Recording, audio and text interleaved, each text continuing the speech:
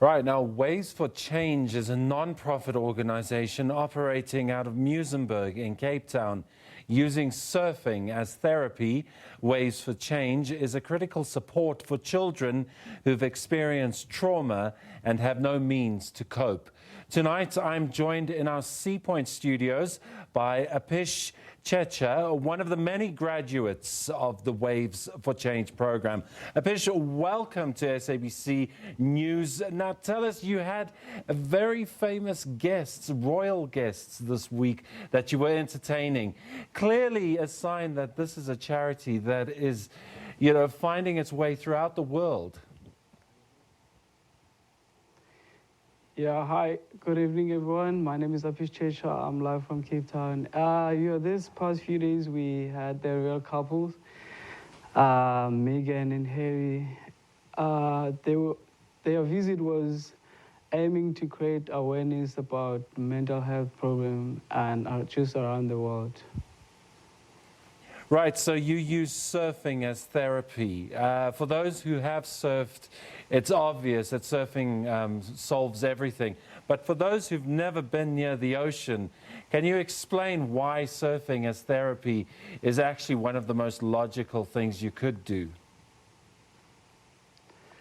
Why surfing? I think surfing is very therapeutic, and also we're not using just surfing, but at the beach we run sessions with the kids. We're teaching them skills on how to cope and also just to regulate their behavior.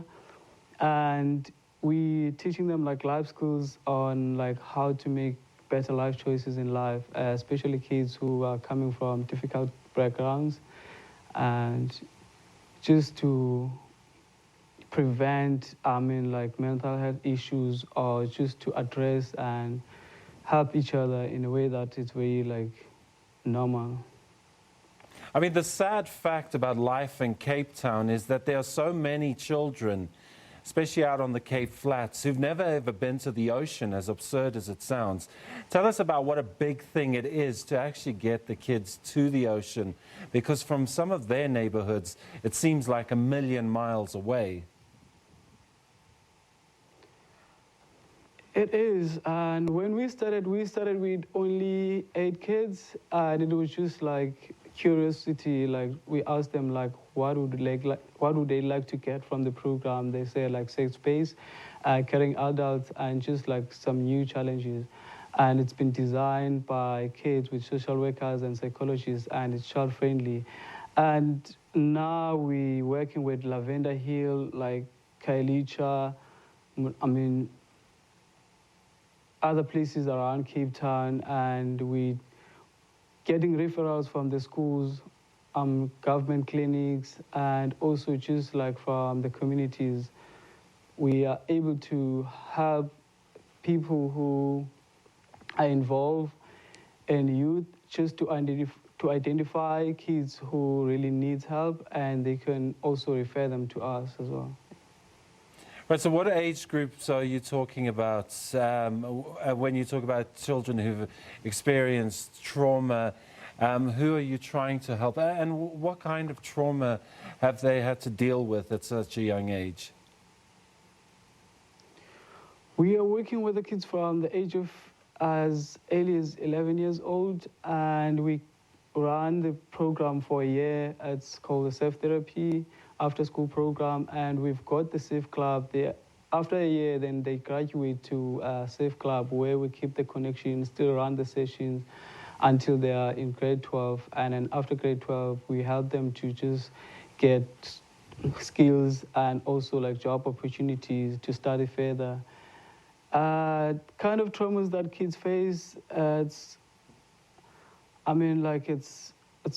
like domestic abuse, and also like the passing of the parents, where you get a child being, a parent at a very young age, and also some kids, they coming from like parents who are abusing alcohol and drugs, and just in the community where they are exposed to trauma in the community where they live.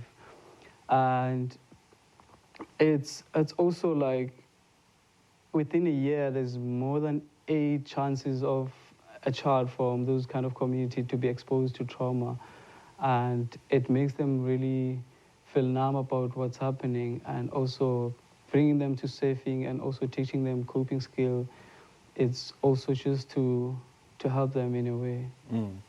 So once they're in the program, what's expected of the children? Sorry, can you say that again? I say once the children are in the program, entrenched in the program, what is expected of them? What do they have to fulfill as part of the deal? Once they get in the program, from the beginning, we had to ask also like a agreement from the parents. The parents as well, they're playing a huge role, like they're very participate and in the kids getting to the program. After getting the consent from the parents, we written down as well, and the kids are able to get like a mentor, a one-on-one, a home visit, and also get a referral of a social worker or psychologist if there's major issues coming up. And they are able to learn coping skills, and yeah, they're just having fun, access to a safe space, and also like, get new opportunities of like swimming, learning like skills, and also just surfing itself. Like, anyone who's visited Muizenberg would have seen the kids on the beach, and it does feel like they become part of a community in that little seaside town just on False Bay. That's also a sense of what you guys are trying to achieve, I take it. Beg your pardon? The sense of community in Muizenberg for the children. They do, anyone who's visited Muizenberg has seen the kids walking down with their surfboards. And I suppose that's also one of the goals, is to get the kids to feel, like they're part of that little seaside town. Yeah, it's quite a very like motivating thing to see kids carrying surfboards around Muizenberg, especially kids who are coming from the black community where surfing is something new to them. It brings a sense of like transformation as well in the surf community at large. Apish Tshetsha, thanks very much for joining us. We do appreciate you stopping by, and we are encouraged to hear that your program has been given the royal decree, so to speak. We'll be following you, obviously. Keep up the great work, because it is, as I say, anyone who's been to Muizenberg knows about the program, Waves for Change, and the great work you guys are doing. But thanks for joining us.